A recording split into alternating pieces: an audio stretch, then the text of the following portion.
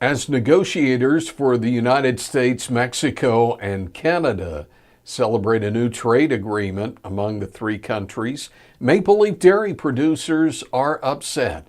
On Monday, U.S. President Donald Trump hailed the agreement as being great for American farmers and ranchers, especially dairy, because Canada had agreed to dismantle their Class 6 and Class 7 dairy programs while also allowing more than 3.5% access to their domestic market.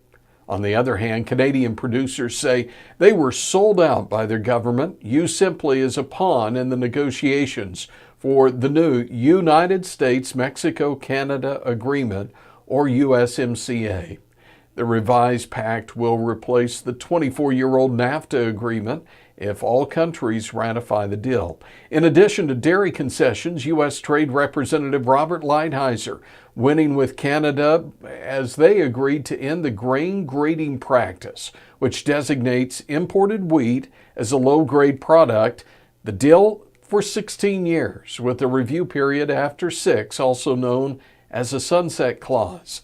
That was a win for the Trump administration as well.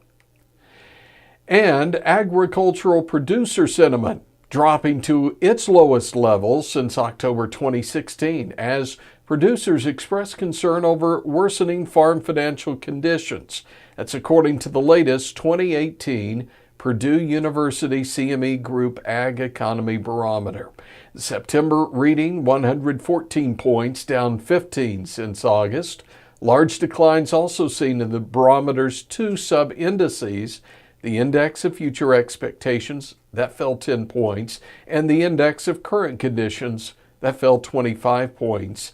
Producers indicating that financial conditions on their farms deteriorated significantly this year, and the expectations for the future weakened. In September, 54% of farmers surveyed said their farm's financial condition was worse than a year earlier, and in addition, 33% said they expect their farm's financial condition to be worse a year from now than they expected in June. And according to media reports, USDA announcing 4 goals for advancing disease traceability for the U.S. livestock industry. It happened last week. Speaking at the National Institute for Animal Agriculture's 2018 Strategy Forum on Livestock Traceability, USDA Undersecretary for Marketing and Regulatory Programs Greg Ibal said that a comprehensive system is needed for the best protection against a potentially devastating outbreak, something like foot and mouth disease.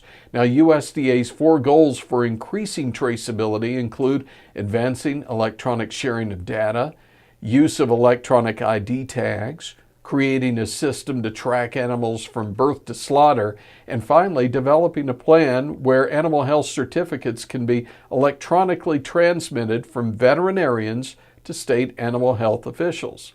Now, Ibal says the department will begin implementing the goals this fiscal year and will work with states and industry to establish the benchmarks. There are 2 pilot projects working right now.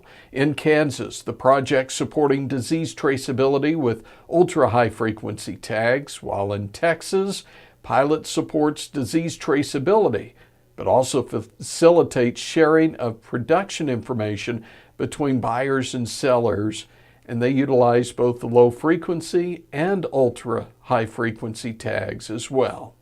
And with another Ag News update, I'm Tony St. James.